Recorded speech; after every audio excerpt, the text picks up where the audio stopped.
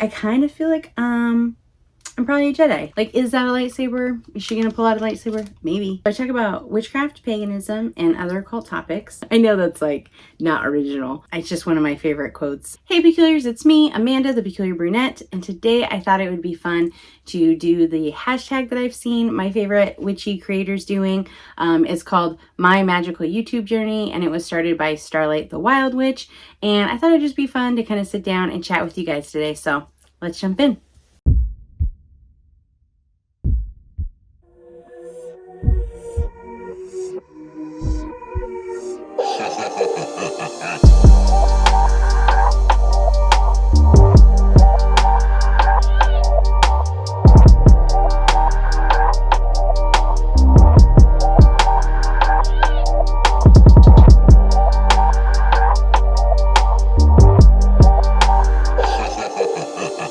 By the way, if you're new here and you like learning about witchcraft, paganism, and all things occult, consider subscribing because that's what we chat about here. So I'm the Peculiar Brunette, and I have pretty much always loved being a brunette.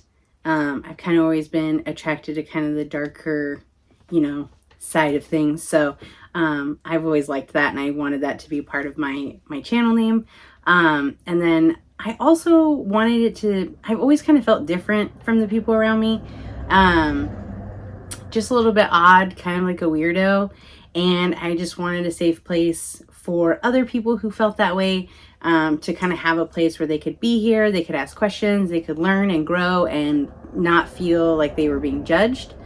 And when I was trying to figure out like what word would encapsulate that, I kept thinking about my favorite movie, The Witches of Eastwick.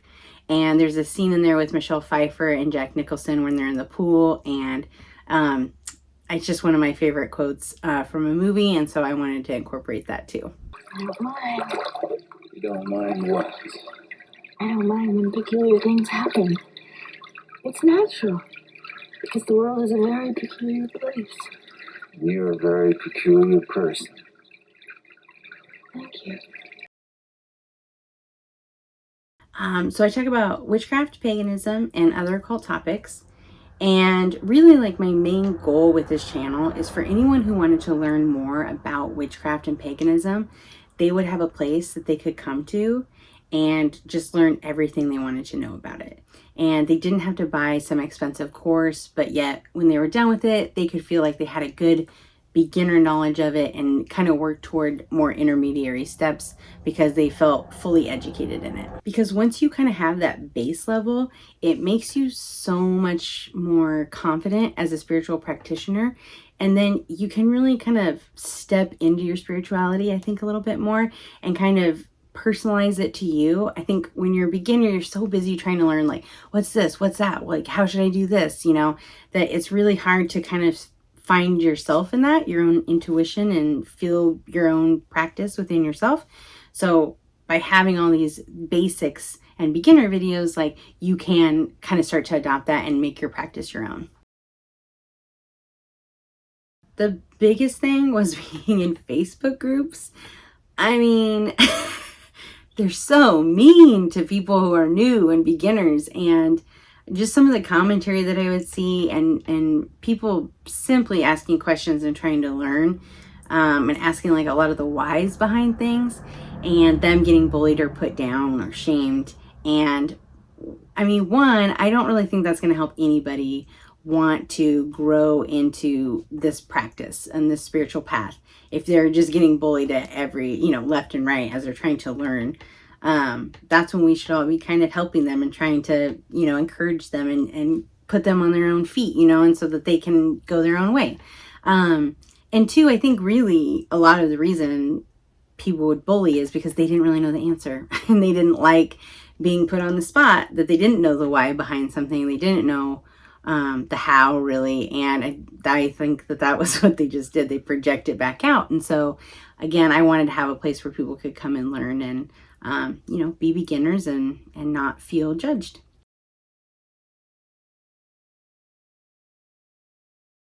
I think I started the channel in like 2019, but I didn't make a lot of YouTube videos. It's, YouTube videos are a little bit more difficult for me to make because one, I'm kind of an introvert, and two, I find it easier to sit and research with my books and my little computer and my blog, and I feel like I can type out exactly the way it is I want it to say, and maybe later I go back and I edit it and I'm like, that's not how I wanted to word that. But when I'm making YouTube videos, I don't know, I feel like I'm just like talking off the cusp sometimes, or I might try to memorize something and then I just feel like it feels really like stiff and unnatural. So, sometimes I kind of have to be in a mood to film videos sometimes. So singing and music would probably be a really big hobby of mine. I really just truly love music so much. It's a part of my heart. It's a part of my soul, the essence of who I am. When I was a kid, I was always in choir, and when I got a little older, I was in the a cappella choir. I would say also my cats are a big hobby of mine. Like, I just love my boys. This is kind of embarrassing, but my husband and I are currently traveling full time in our travel trailer right now. But in our last home that we were living in, our neighbors were always like, "Oh yeah, you guys are the ones that have picnics in your backyard with your cats." I don't know, it's kind of embarrassing, but I do. I just like hanging at home with my cats and my husband. And speaking of my husband, we both are huge cinephiles, so we love to watch movies, and we'll have like movie marathons, especially when we get around like Halloween and Samhain. Like, we normally start like somewhere in August because it's just so hot. That's like when you're like, okay, I'm done with summer. It's too hot. And we start going inside and we start like these horror movie marathons. I'm really into photography. And I've found over the years that I don't really particularly like taking pictures of people, though. I prefer landscapes. And so I love that my husband and I combine that with like going on hikes, going outdoors. It makes me so much more present when we go out hiking, like if I'm also taking photographs at the same time. Because like I think, if you're hiking or you're doing something, you can so easily be like focused on what you're doing and you miss all the little details. But when you go out there and you're doing photography, or sometimes I just try to get like B-roll for the YouTube channel, yeah, you can just like, I don't know, you're so much more present. You notice the little flower and you notice like the little bee buzzing, and I just love it.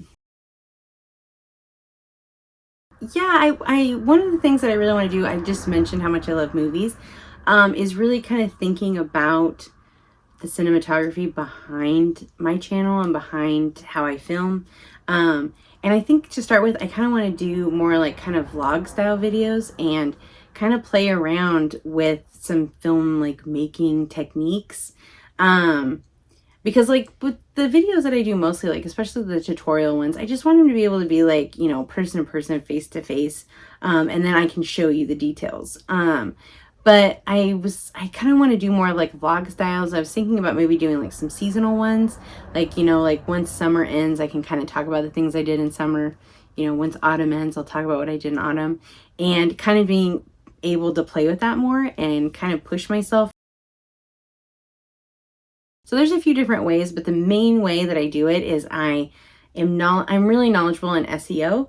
Which is search engine optimization, for anyone who doesn't know. And basically all that is I'm pretty knowledgeable in finding what it is that people are searching for on Google and answering that question the best that I can. I would say Canva is a really helpful tool for me.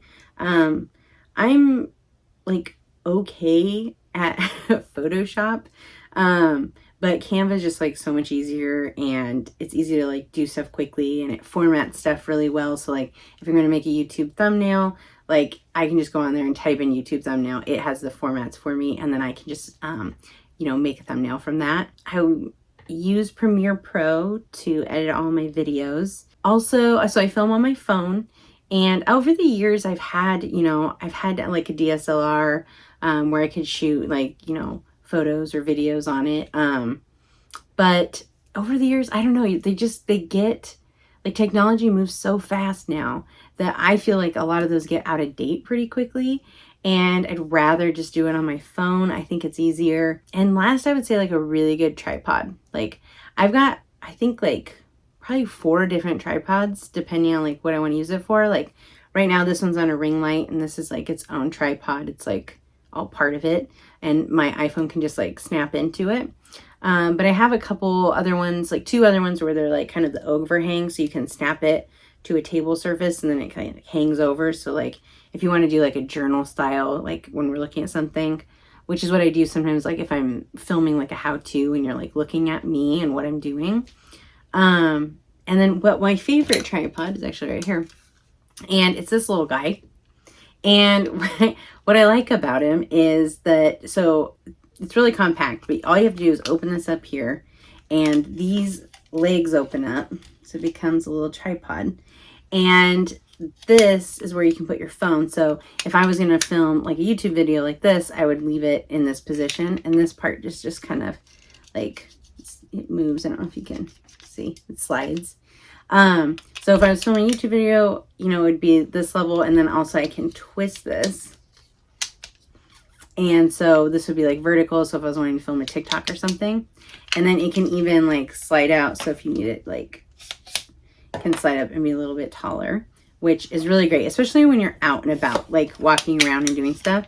Because when you fold it like this, if I have like a side pocket on my pants, which a lot of my leggings do, I can just slide that right in and then I don't even have to hold it. It's great. And it, like, I kind of feel like, I'm probably a Jedi, you know? Like, is that a lightsaber? Is she going to pull out a lightsaber? Maybe. Who knows? You know? I just feel like I'm like cool with it. That's a good question. I am not someone that you would want to emulate because I do experience burnout all the time because I don't know how to properly, you know, manage my time. That's why I just have to go full throttle. I just go full throttle. I go hard, I go hard, I go hard. And then of course it's only natural that I burn out at some point because no person should be operating at that level. It's really not good for me. But it's all I know how to do because I have all these ideas in my head and I think about them all the time. And I'm like, oh, I could do a video on this, or oh, maybe I should write about this. And then I'm like researching it. And the next thing I know, I'm like, dude, I was supposed to write a Yule post. And, you know, I'm knee deep in a, I don't know, post about Bridget or something. Like I need to like get on focus, like get on track. Like that's what I'm doing. Basically, how do I recover from burnout?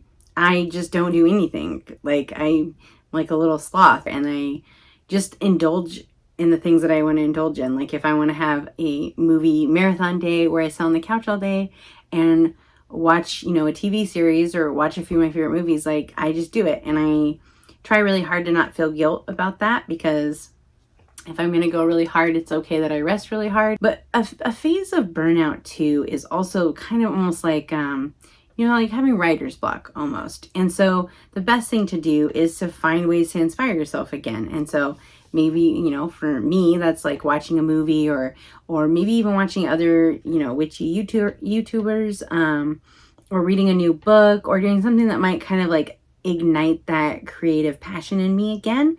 And then I feel like I can step back into it and I'm good. I would say my Yule videos are the ones that I'm the most proud of. If you want to check them out, they're I have a Yule playlist set up. But they're definitely the most difficult and like time consuming videos that I made by far. And I would say there's 2 like decor in particular that I really am proud of. One is I have like a quartz crystal that I put symbolic herbs that I attached to and I made it like a Yule tree ornament. And that one's really popular on Pinterest. Like people repin that one all the time or they message me and they tell me how much they like it. And that makes me really happy. I gave that one away in a Magical Monday newsletter like giveaway that I did that year. So I don't have it anymore, but I'm really proud of that video. I think that that's a really cool ornament. And then the second one is I did like, I don't think it was last year. It might have been the year before. I did this like Yule tree topper and I created these faux deer antlers to symbolize protection on the top of the Yule tree. And I really love that decor. I just think that's so cool. I love putting that on my tree every year and I'm just really proud of how they turned out and I really love it.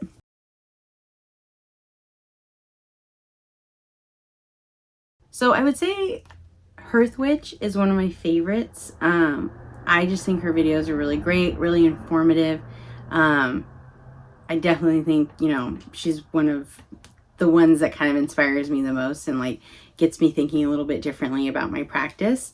But I think overall, the majority of the ones that I find the most inspiring aren't necessarily in the witchcraft or pagan community. Like, She Is of the Woods is a great, like, I just love her content, and she talks about herbalism, and she teaches learning herbalism and incorporating it into your life can be easy as long as you just kind of know the basics.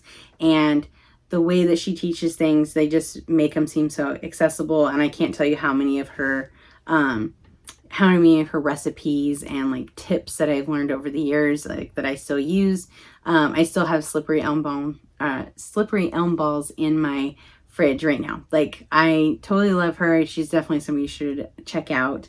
And then I think the Cottage Fairy is another one who's not technically in the magical community. Her videos are very like nature oriented. They're very like slow living oriented, and they're magical. Like, even though she's not in the magical community, they are magical. So the Cottage Fairy, definitely check her out. She's just a beautiful YouTuber. I don't believe there's any misconceptions that are different than any other YouTuber. I remember hearing Matt Diavello once say something about how the misconception that most people have about being like a YouTuber is that they think that the vibe that you get when you watch the movie is the vibe that it was like making the movie. And I think that really sums that up accurately. Like, if you're watching like maybe a meditative video or something that's really like calming, I think the expectation is that it was just so calming for the person making it. Like, it was just like a calming day and that's not accurate. I know when I sometimes film like my guided meditations, it's like my cat's running around meowing about something, banging on a door, and I'm like, shh. Especially here, living full-time in a travel trailer, like, we're all in here together. So me trying to film this video, it's like, everyone has to be very quiet while I film, and we have to make sure that the cats, we play with them a lot before I film so that we tire them out. So it's definitely not a vibe necessarily as like what you're getting when you're watching the video. I would say I really I love writing on the blog and on the website, but I think it's really easy to lose touch of like who it is that's talking. And I think, you hear people nowadays always be like, don't listen to what you read on a Pinterest pin, like, don't take everything at face value. And that's because a lot of people that are bloggers or, writing websites or even on YouTube, they don't really know what they're talking about. They're just regurgitating information that they got from somewhere else, and they haven't really done a lot of the research or put that time and effort in themselves. And so I think sometimes by like you seeing me face to face, like, you can see that I really care about it and that it is something that's a part of my daily life and that I am knowledgeable in it versus like just some random that, on the internet. What do I dislike about being on YouTube? I mean, mostly I don't like people who know me in real life to watch me. Like, I'm like, I told my good friend Jessica once, I was like, I blocked you on TikTok. And she's like, why? And I was like, because I just couldn't stand the thought of you looking at me. Like, because I don't know. There's something about the fact that they know me in real life and then seeing me be filmed is like so cringy. So I would say that's what I dislike the most. Mostly it's like the hate comments. I know that's like not original.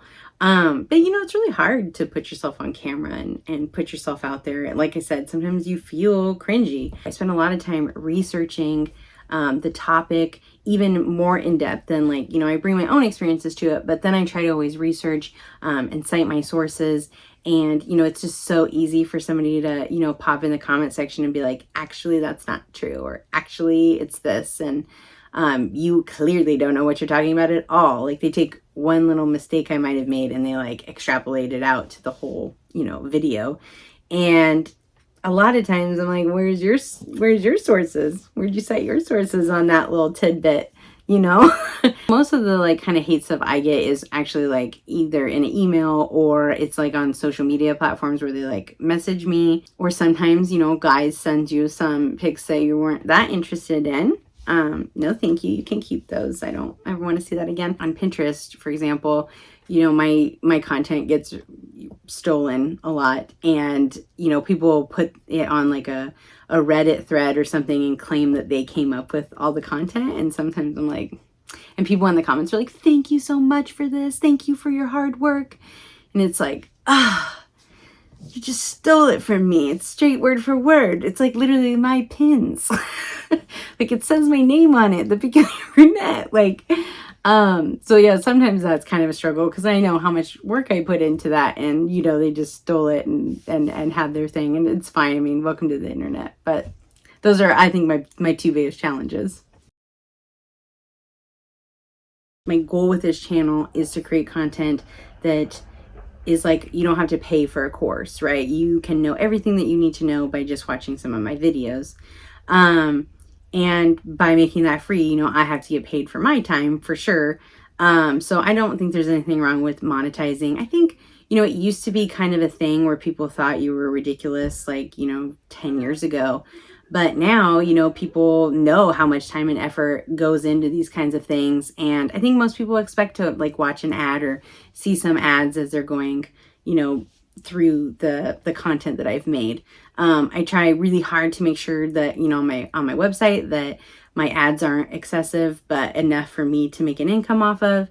And I think that we'll just see that continue more and more, because I think as AI expands, I think it'll give a lot of people the opportunity to kind of have their voices, you know, in the mix of the internet.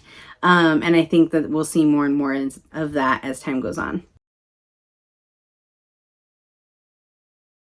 I do have some boundaries for sure. That's important. I would say there's certain things that I'll do on my platform that I think other creators don't want to do. Like as far as like showing how to do certain rituals, I know certain creators don't like to do like the walk through like a straight tutorial. Like they don't mind explaining like an overview, but they don't want to like show how they do any of their magical workings, which is totally personal preference, and there's nothing wrong with that. But I think personally, if you're trying to teach somebody and someone's really trying to learn, it's easier sometimes to visually see it. And so I have no problem, you know, doing workings or rituals on camera, and, you know, putting those out there for everybody to see so that they can learn and grow. Yes, so I think I said this earlier, but my biggest goal for this YouTube channel right now is to try to make a YouTube video for every blog post that I have, which is quite a feat. That's a it's a lot of video making, but I'm trying to do that at the same time as simultaneously researching and writing the blog posts, you know. And sometimes those, like right now I'm working on updating my Yule posts and kind of just focusing on them because they need to be cleaned up. And so I'm doing a bunch of research on Yule, and it's like, you know, that, you know, it takes time to read all these books and to go through things and formulate like what you want to say. And then, you know, to try to make a YouTube video too, it's a lot, but I think that it's really fun. I mean, I love learning about it, and I don't mind all the work it takes because I want it to be a place that's like archived, you know, where you can always come back and, you know, it's like an evergreen content where it's like you can always come back and you know, have the information and learn what you wanted to know. I would say not really like knowing kind of what kind of videos people would want to see. I think I kind of assumed mistakenly that people would know that I was knowledgeable in these things because I had my website. And I was like, here's like, here's the knowledge I have. But the thing is like, I wasn't putting those up on YouTube videos for people to see, which is literally the whole point. It's like, that's why people are on YouTube. They want to watch a video. They don't want to read a blog post. So I've been trying to redirect how I'm doing that. I think it's very similar to the question I just answered. You know, looking back, even now, like I think it was the beginning of this year, I was looking back and I was trying to like look at my YouTube channel and audit it, like as if I was like if I had hired somebody to do it and I was coming in and I was neutral and I was looking at this and I was like, auditing the YouTube channel. I was looking at it and I was like, man, so many of these videos are about myself. They're just like vlogs that have to do about like with what I've got going on, and it's not really very helpful for an audience. So like I've refocused that, and so hopefully people will find that more useful.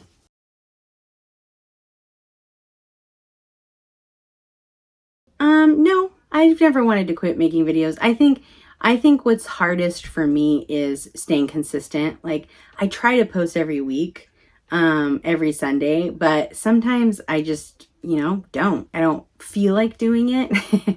I feel like writing. And so sometimes that part's hard for me, but I always come back around to it. Like I really enjoy making videos. And like I said, I like, doing like landscapes. I like going outside. And I think this channel, I talk about like the seasons and how I stay connected to nature. And I think that always gets me back to kind of my roots. And so I've never wanted to stop making videos. Like sometimes it's just about the consistency of like posting them. I wish that I knew that it was okay to kind of be unique. Like, I feel like I saw so many other creators that I was really inspired by, and I kind of just started out almost by mimicking them. And I felt like kind of that was the way you have to make videos. And the thing is, it's called YouTube for a reason. It's about you. It's about what you like. If you were gonna make a television station or a series of some sort, like what would you want to talk about? And so it's okay to do things differently than other creators. And in fact, it's probably better because it's more unique to you. And, sometimes you just got to be weird because then that's how the other weirdos find you. Yes. So, yeah, I post here on YouTube, on TikTok. Pinterest is probably my biggest platform that I'm on. And then I also have the Magical Monday newsletter, and I always put the link for that in the description, where basically I just keep everybody updated on what, things are going on, new posts, anything that kind of keeps you inspired for, a Magical Monday. And if there's something going on like a full moon or, like a pagan holiday or anything, I try to always keep you in the loop so that you can kind of stay updated with the current seasons. Mostly, I'd say make videos that you wanted to see. Like, I feel like a lot of the times the reason people choose to create videos is because they were searching for that and they couldn't find it. So that I think would be the best advice I could give you if you're trying to create a channel, is just be what you wanted to see. There's going to be somebody else out there that wants to see it too and is going to find you. So I think one of the only witchy like YouTubers that I haven't seen do this hashtag yet is Hearthwitch. So I'm gonna make sure and tag her in that. And I'm also gonna tag Starlight the Wild Witch, who was the original creator of this hashtag, as well as the other content creators that I mentioned in this video. I'll make sure and have them all in the description. All right, that about wraps this up. I hope you had as much fun watching this as I did making it. Lots of love to you, and remember, as always, stay peculiar.